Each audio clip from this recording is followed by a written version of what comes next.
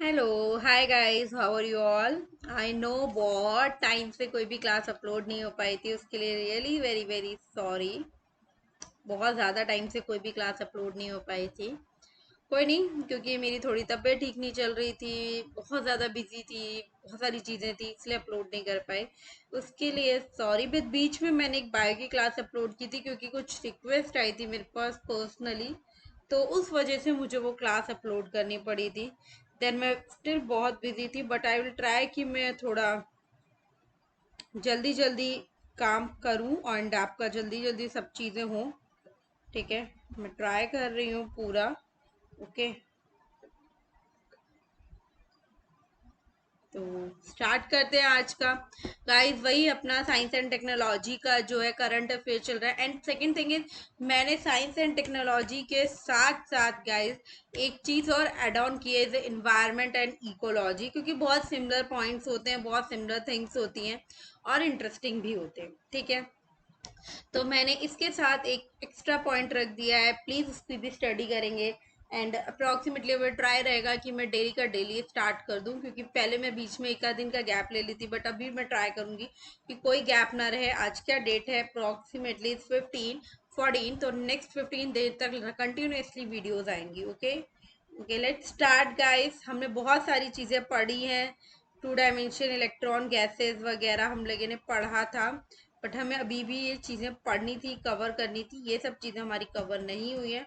तो let start the two dimension electron gases. ये कब आई न्यूज़ में? जो institute of science and technology है, INST मोहाली में, पंजाब में, उन्होंने प्रोड्यूस किया था। किस लिए? Ultra high mobility two dimension electron gas के लिए। ठीक है, साइंटिस्ट जो होते हैं ना, वो बहुत जासू चीज होते हैं। ठीक है, साइंटिस्ट जो किसके साइंटिस्ट थे, कौन से इंस्टीट्यूट के थे? Institute of nano science and the technology. और ये इंस्टीट्यूट कहाँ पे? मोहाली पंजाब में ये इंस्टीट्यूट है, और इन्होंने प्रोड्यूस की थी ultra high mobility two dimensional 2D electron gas. ठीक है, इनका इन्होंने ये चीज जो है थी वो की थी। क्लियर?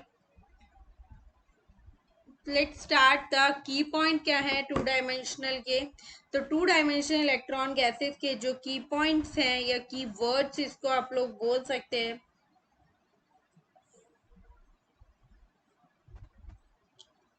पहला, it is electron gas, freely move होती है इन 2D डायरेक्शन में, tightly confirm in the third. जो tightly confirm, it led to equalise the quantise energy level in for motion in the third direction. ठीक है, thus the electron appear to be the 2D sheet embedded in the 3D world। सबसे important and recent development क्या है semiconductor में? Has been achievement of the structure in which the electronical behaviour is essential for the two D dimensional. ठीक है, ये सारी चीज़ें एक दो बार हो चुकी हैं कि सबसे इम्पॉर्टेंट रिसर्च डेवलपमेंट क्या है, किसमें? वो भी सेमीकंडक्टर में, कि अचीवमेंट हुआ हमारे स्ट्रक्चर पे, in which the electronical behaviour essential for the two dimensional. Mostly जो 2D EGS हैं वो फॉर्म्ड होते हैं कहाँ पे? ट्रांजिस्टर लाइक स्ट्रक्चर, जो किससे बने हुए? Made from the semiconductor. 2D EG जो है is a valuable system formula exploring the physics of the superconductivity, magnetism and their coexistence. जो सुपर कंडक्टिविटी है वो एक फिनोमिना है जहाँ पे मूव में चेंज आता है किसी मटेरियल की हेल्प से, विदाउट किसी रेजिस्टेंस नहीं होने की वजह से मूवमेंट में चेंज आता है। In theory this involve the electrical energy. किस चीज़ की इन्वॉल्वमेंट होती है? इलेक्ट्रिकल एनर्जी की, जो ट्रांसफर हो जाता है बिटवीन द दो पॉइंट में और with perfect efficiency, losing nothing to heat. Next is cause for the development of the 2DEG। 2EDG के आपको फुल फॉर्म पता ही है, बार बार मैं को एक्सप्लेन नहीं कर रही। It's 2EG is a two dimensional electron gas है। तो cause for the development is कि आपको एक नीड होती है for attaining new function in the modern electronic device, had led to the manipulation of the property of electron. इसको हम लोग क्या बोलते हैं? Spin degree of freedom along with its charge. This has given rise to gather new field of the spin electronics, इसको spintronics भी बोलते हैं। जो मैनिपुलेशन है किस चीज़ का? इलेक्ट्रॉन स्पिन्स का, offer a new dimension for basis and applied the research basis the applied and research.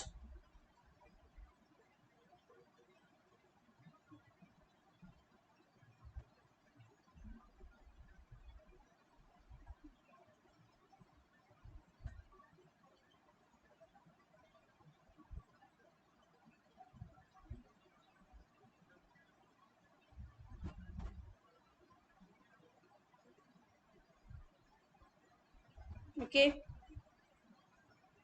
manipulation of electron spin offer into a new dimensional. Guys, एक second.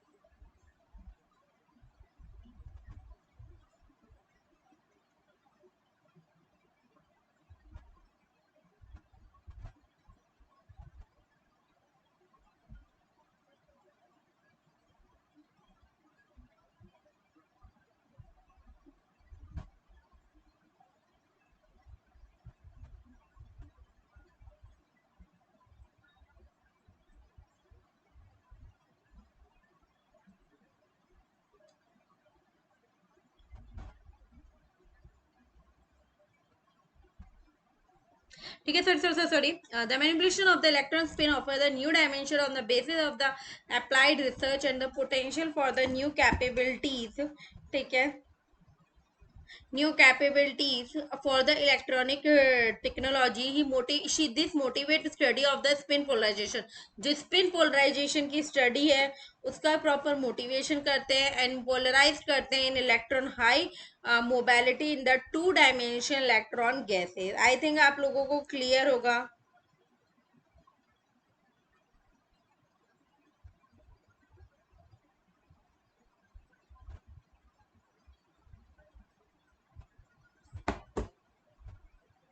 ठीक है, come to the next point. जितना भी spintronics है उसके अंदर study किस चीज की है कि कैसे मूवमेंट स्पिन कैसे हो रहे हैं इलेक्ट्रॉन, उस चीज की स्टडी है. और वो एसोसिएट है किसके साथ, एक इलेक्ट्रॉनिक मूवमेंट के साथ. In addition to its a fundamental electrical charge in the solid state device.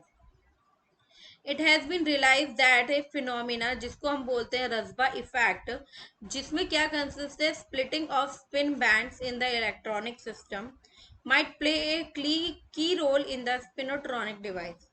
सब ये इफेक्ट का मतलब क्या है, इसके अंदर मोमेंटम जो होता है ना गाइस, मोमेंटम जो है वो डिपेंडेंट रहता है और स्प्लिट करता है, स्पिन बैंड जो होते हैं उनको स्प्लिट करता है.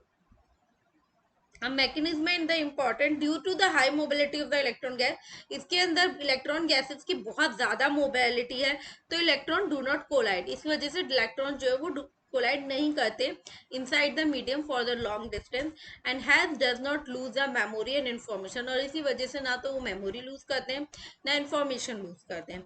इसी वजह से hence it speed up the transfer of quantum information and signal from one part of the device to the another and increase the data storage and memory. Speed अगर स्पीड अप हो जाता है तो जो भी क्वांटम की information है वो ट्रांसफर हो जाती है and the signal from the एक पार्ट की डिवाइस से दूसरे पार्ट में, और डेटा स्टोरेज एंड मेमोरी जो है वो भी इंक्रीज हो जाती है.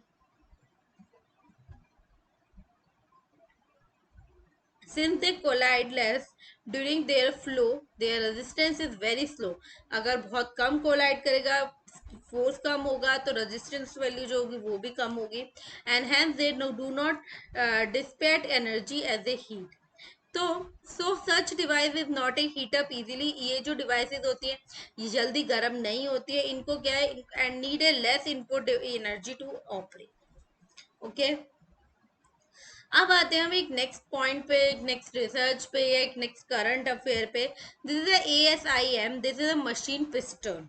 ठीक है, इंडिया में क्या न्यूज थी, क्यों ये इंडिया की फर्स्ट ऐसी थी मशीन पिस्टल थी जो जॉइंटली डेवलप्ड हुई थी एक स्कूल से, इन्फेंट्री स्कूल से एंड DRDO से.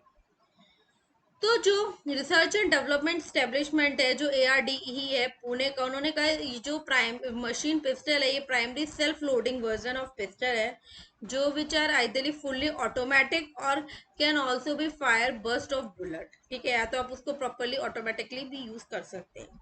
कीवर्ड में जो है पिस्टल का जो नाम है वो असमी है, किस चीज पे, प्राइड पे, सेल्फ रेस्पेक्ट और हार्ड वर्क। इस वर्ड का मीनिंग ये है कि मतलब प्राइड, अपनी खुद की सेल्फ रेस्पेक्ट और अपना एक हार्ड वर्क। ठीक है, तो फीचर्स क्या है, जो पिस्टल है उसकी जो फायर सर्विस है वो 9 mm है। समझ रहे हैं आप, 9 mm। और जो it has been the up receiver made from the aircraft grade aluminium and lower receiver from the carbon fibre. तो जो उसका अपर रिसीवर है वो किसका है, एल्यूमिनियम का है, जैसे एयरक्राफ्ट ग्रेड एल्यूमिनियम का होता है वैसा एल्यूमिनियम का है। और लोअर रिसीवर जो है वो कार्बन फाइबर का है। तो जो भी उसके ऊपर 3D प्रिंटिंग प्रोसेस होता है वो यूज किया जाता है in the designing and prototyping, जिसके वेरियस पार्ट इंक्लूड किए जाते हैं, जैसे trigger component made by the metal 3D printing. Significance क्या है, जो भी वेपन है, the weapon hang potential in arm source as a personal weapon for the heavy weapon. ठीक है, लाइक टैंक हुआ, एयरक्राफ्ट क्रू हुआ, काउंटर्स हुए, काउंटर टेररिज्म ऑपरेशन हुआ, वो सब। कॉस्ट इफेक्टिव क्या है, जो मशीन पिस्टल है वो likely to be have a production cost is approximately is 5,000 each. ठीक है, and is a potential for the export. तो गाइज यहाँ तक जितना भी आपका था वो आपका कंप्लीट होता है फॉर दिस, क्या बोलते हैं, हाँ, फॉर साइंस एंड टेक्नोलॉजी का आपका करंट अफेयर मैं यहाँ पे भी कंप्लीट करती हूँ। एंड गाइज हम let start ecology. Let start environment and ecology का आपका जो करंट अफेयर है। ठीक है, आपको मैंने अभी स्टार्टिंग में बोला था कि मैं जो अभी स्टार्ट कर रही हूँ, मैं करंट अफेयर भी स्टार्ट कर रही हूँ। ठीक है, इकोलॉजी के भी स्टार्ट कर रही हूँ, क्योंकि साइंस एंड टेक्नोलॉजी के तो ऑलरेडी स्टार्ट है और वो एक दूसरे से इंटरनेट लिंक्ड है थोड़े बहुत। इसलिए आई डिसाइडेड कि मैं इकोलॉजी और इन्वायरमेंट का भी स्टार्ट करूँ। एंड गाइस, अगर किसी का भी सच रिक्वायरमेंट है कि मैं साथ के साथ जो है वो वीडियोस अपलोड करूं एक फूड न्यूट्रिशन एंड डाइटिक्स वाले सब्जेक्ट का, तो प्लीज आप लोग जो है कमेंट बॉक्स में कमेंट ड्रॉप कर सकते हैं कि आप वो वीडियोस देखना पसंद करेंगे या नहीं करेंगे, आपको सिलेबस की नीड है या नहीं है।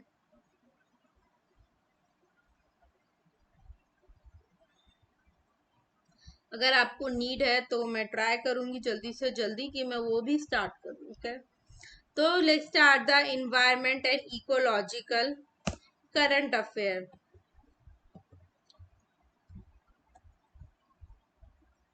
फर्स्टली इन्वायरमेंट एंड इकोलॉजी के इसमें हम एक वैली के बारे में पढ़ेंगे जिसका नाम है डिस्पुयो वैली। ठीक है, ये मणिपुर और नागालैंड के बॉर्डर पे है। ठीक है, द 2 वीक लॉन्ग फायर हुई थी इस वैली के अंदर, इसलिए ये वैली जो है न्यूज में आई थी। ठीक है, और ये कहाँ पर है, नागालैंड एंड मणिपुर के बॉर्डर पे। 90 स्क्वायर किलोमीटर ग्रीन वैली जो है वो पूरा जो हैज बीन पॉन्ड to forest fire for the decades like 2015, 2012, 2010 and 2016। की पॉइंट्स के लिए फॉर द लोकेशन मैं आपको बता चुकी हूँ, प्रॉपर वैली है, प्रॉपरली है, जिसको आप सब जानते हैं, जैसे नेम है द वैली ऑफ फ्लावर। कहाँ पे लोकेटेड है, नागालैंड और मणिपुर के बॉर्डर पे लोकेटेड है। फीचर्स क्या है, situated at the altitude is a 2438 meter behind this the mountain range and it is the most popular trekking spot in the northeast। North east का सबसे पॉपुलर ट्रैकिंग स्पॉट है वो। ठीक है, ये वैली और ये जो जैफू पीक है वो लोकेटेड कहाँ पर है, वाइल्ड लाइफ सेंचुरी के नागालैंड के आसपास ये चीजें जो है वो लोकेटेड है। They are a no human abbreviation with in the forest, कोई ह्यूमन नहीं रहते, but they are a home to rare. ठीक है, जैसे एज पर द जो हमारा AUCN होता है, आई थिंक आप लोगों को पता होगा गाइस, ACUN की फुल फॉर्म अगर किसी को नहीं पता तो उसके लिए मैं आपको बता देती हूँ, IUCN की full form is a international union for conservation of the nature. ठीक है, उनकी एक रेड बुक लिस्ट है जो आपने आई थिंक 11th 12th में पढ़ा होगा या 9th 8th में भी पढ़ा होगा। ठीक है, उसके अकॉर्डिंग उन्होंने वहाँ पे बहुत सारी चीजें कर रखी है, लाइक वहाँ पे आपका ये नागालैंड जो एक स्टेट बर्ड भी है। ठीक है, और वहाँ पे बहुत सारी टाइप की बर्ड्स वगैरह आपको मिल जाएंगी। ऑल्सो इस फॉरेस्ट के अंदर जो है आपको अनडेंजर्ड वेस्टर्न हुकलॉक ग्लोबिन्स में मिल जाएंगे। कवर्ड किससे है? ये पूरा फॉरेस्ट जो कवर्ड है वो बैम्बू और अदर ग्रास स्पीशीज से कवर्ड है। The valley is a harbours many species of flowering plant. इसके अंदर बहुत सारे फ्लावरिंग प्लांट जो है वो है, जैसे इंक्लूडिंग आपको इतने सारे एंडेमिक ये सारे फ्लावरिंग प्लांट दे रखे हैं। लिली जो है इस वैली के अंदर जो है बहुत सारे टाइप ऑफ फ्लावर्स हैं, बहुत सुंदर वैली है, जिसमें एक टाइम पे एक फायर लगने की वजह से बहुत प्रॉब्लम्स हुई थी। जो वैली का source of the conflict of the ownership between the local tribe and the state government of Manipur and the Nagaland. It is a home to the Angami peoples. Forest का फायर का पूरा डिस्क्रिप्शन, कैसे कॉज हुई, क्या प्रॉब्लम हुई, जितनी भी वाइल्ड लाइफ है ना, जिसको हम लोग फॉरेस्ट बोलते हैं, वेजिटेशन वेजिटेशन फायर बोलते हैं, it's describe by the uncontrol and unsubscribe combustion. ये अनकंट्रोल होती है, इसको रोकना, इसको संभालना, और ये अनप्रिस्क्राइब्ड कंबशन होती है, क्योंकि इसमें क्या होता है, आग लग जाती है आपके प्लांट्स में, नेचुरल सेटिंग जैसे फॉरेस्ट, ग्रासलैंड हुआ, ब्रशलैंड हुआ, इन सब में प्रॉपर आग लग जाती है और वो एक लिमिट के बाद फैलने लगती है। और वो फैलती की स्प्रेड कैसे होती है? क्योंकि इन्वायरमेंटल कंडीशन, हवा चल रही है तो वो फैल जाएगी। ठीक है, टोपोलॉजिकल टोपोग्राफी की वजह से भी, मतलब बहुत सारे रीजन है, उसमें हम कोई प्लस माइनस नहीं कर सकते। क्योंकि अगर फॉरेस्ट में एक बार किसी भी अनकंडीशनली कोई सी भी बिना रीजन के अगर आग लगती है तो वो पूरा एरिया को ही कवर करती है। आपने कभी देखा हो या नहीं देखा, बट अगर किसी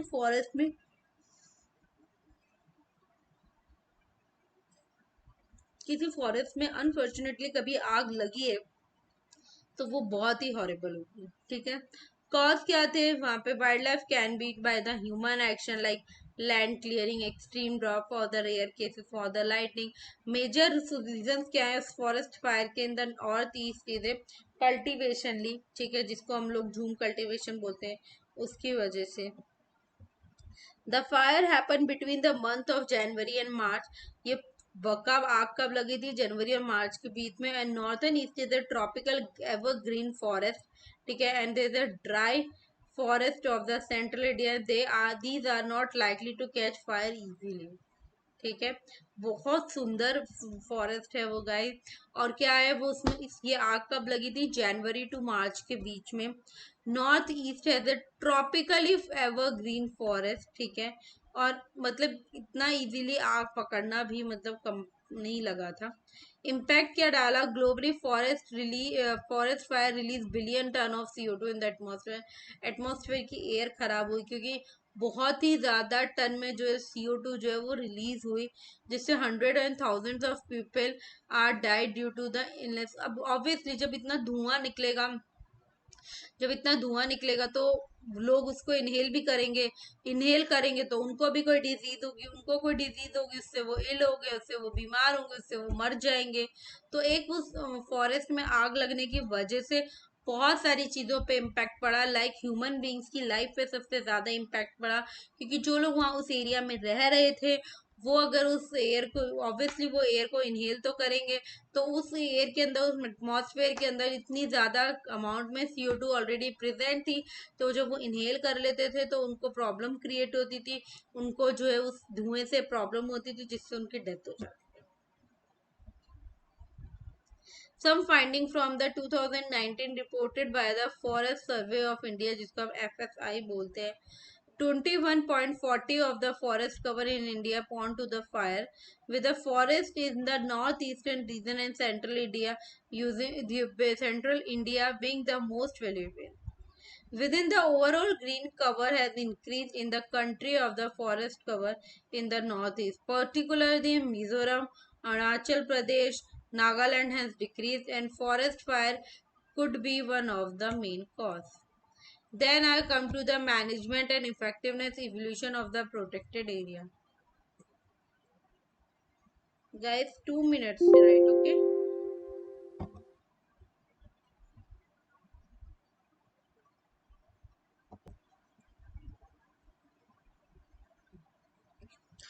So next point is management of effectiveness and evolution of the protected area. Ministry of environment जो था, रिसेंटली मिनिस्ट्री ऑफ इन्वायरमेंट ने फॉरेस्ट और क्लाइमेट चेंज में रिलीज किया कुछ मैनेजमेंट इफेक्टिव इवोल्यूशन को, किसके recording for the 146 national park और वाइल्ड लाइफ सेंचुरी की, जो भी हमारी कंट्री में, सॉरी, नेशनल पार्क और वाइल्ड लाइफ सेंचुरी है, उनके उनके लिए कुछ मैनेजमेंट इफेक्टिवनेस इवोल्यूशन जो था वो रिलीज किया। उन्होंने अनाउंस किया था ये 2021 के इसी ईयर में ऑनवर्ड्स में कि 10 नेशनल, जो हमारे 10 बेस्ट नेशनल पार्क हैं and 5 coastal and marine park हैं, और टॉप 5 जू जो है हमारी कंट्री में to be rank the award awarded every year. ठीक है, तो की पॉइंट्स क्या है मैनेजमेंट इफेक्टिव इवोल्यूशन के ऑफ द प्रोटेक्टेड एरिया।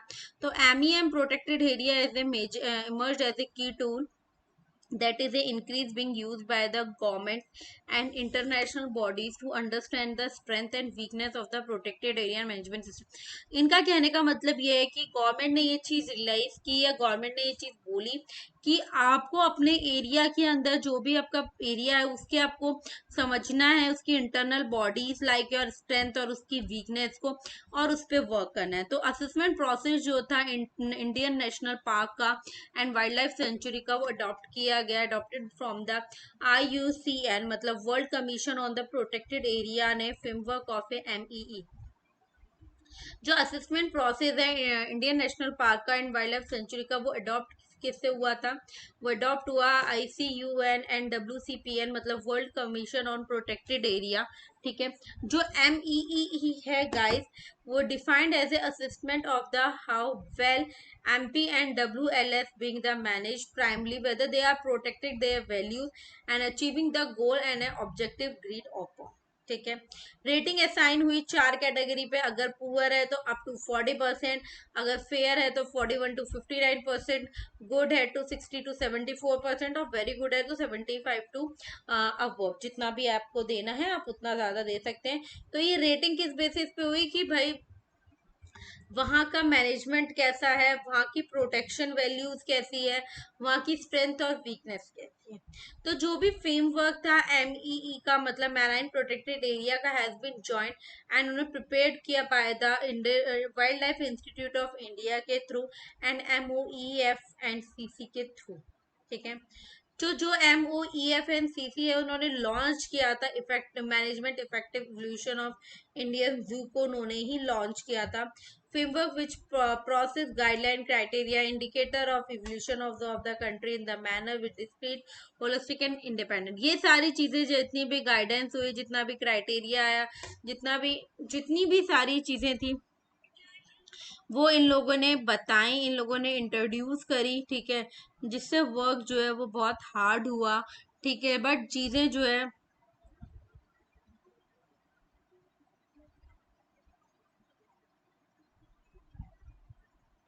चीजें जो है बहुत स्मूथली एंड क्लियरली वर्क करने लगी, एक मैनर में आने लगी कंट्री के अंदर, क्योंकि फॉरेस्ट रिलेटेड जो चीजें हैं ना वो अच्छे से परफॉर्म हो भी नहीं पाती हैं, लोग उन पे इतना ध्यान नहीं दे पाते हैं। ठीक है, इसलिए इसकी ज्यादा नीड थी। फाइंडिंग क्या थी, ओवरऑल परफॉर्मेंस क्या था, result of the present assessment are encouraging with in the overall mean.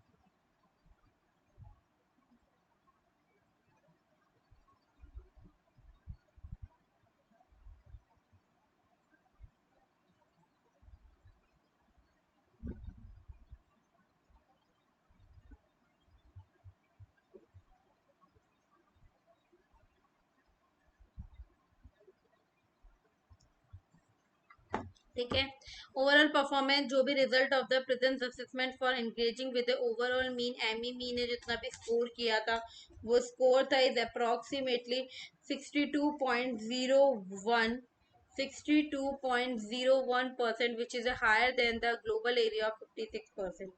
Regional performance क्या थी, जो ईस्टर्न रीजन है ऑफ इंडिया का वो प्रेजेंट है the highest overall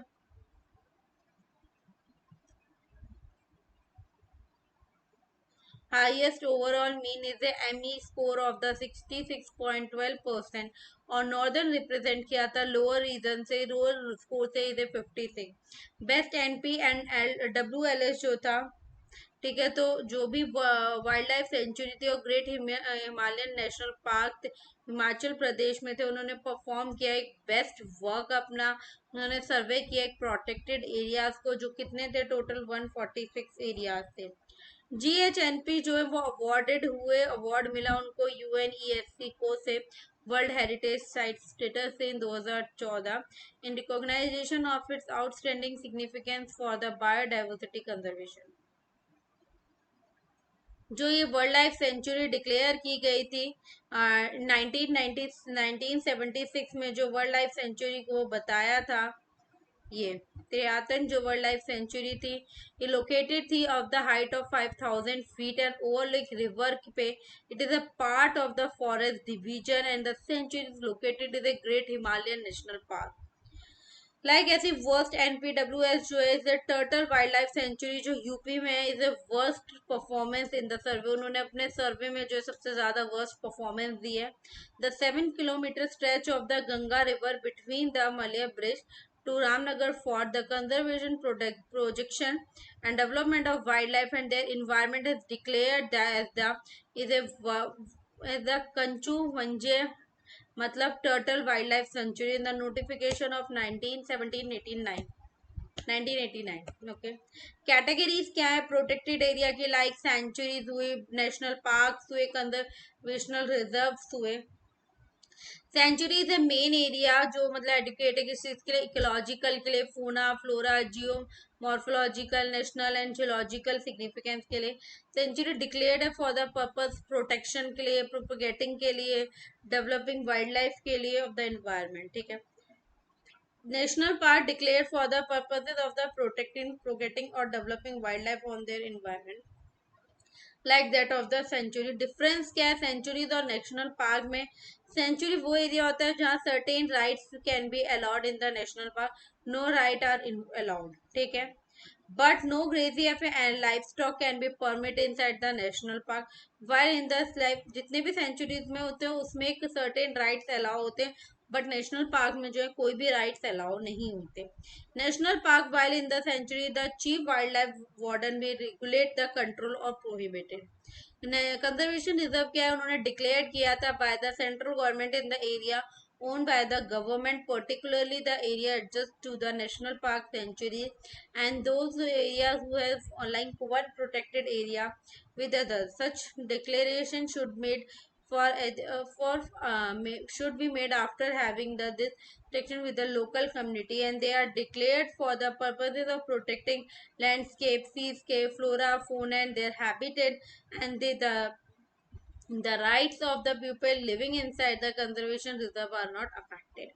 I think guys आप लोगों को क्लियर होगा। साइंस टेक्नोलॉजी का जो जनवरी का करंट अफेयर वो कंप्लीट हो चुका है, अभी चल रहा है इकोलॉजी एंड एनवायरनमेंट का करंट अफेयर। जब इकोलॉजी एंड एनवायरनमेंट का करंट अफेयर भी कंप्लीट हो जाएगा तो नेक्स्ट हम लोग स्टार्ट करेंगे फैब का current affair for the science and technology and then to the come to ecology and environment.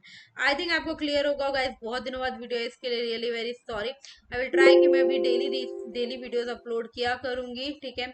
And I think आप लोगों को क्लियर होगा। कोई डाउट है तो प्लीज कमेंट बॉक्स में कमेंट ड्रॉप कर दीजिएगा, ठीक है। और आप लोगों से एक रिक्वेस्ट थी, अगर किसी भी स्टूडेंट को आप लोगों को इंटरेस्ट है फूड एंड न्यूट्रिशन एंड डाइट्रिक्स के सब्जेक्ट में, और अगर आप चाहते हैं कि वो सब्जेक्ट के भी नोट्स आपको वीडियोस आपको प्रॉपरली अपलोडेड की जाए, तो प्लीज़ उसको भी मेरे को बताइएगा। व्हाट्सएप पे कमेंट बॉक्स में मैसेज ड्रॉप कर दीजिएगा, जिससे जो है जब ये सेशन पूरा कंप्लीट होगा तो आई विल ट्राई कि मैं 11th और 12th का जो है दोनों का जो है वो एक एक करके जो है फूड एंड न्यूट्रिशन कंप्लीट करवाऊँ, कि वो भी बहुत इंटरेस्टिंग और टॉपिक है जिससे आप स्कोरिंग कर सकते हो बहुत सारी चीज़ों में, ठीक है।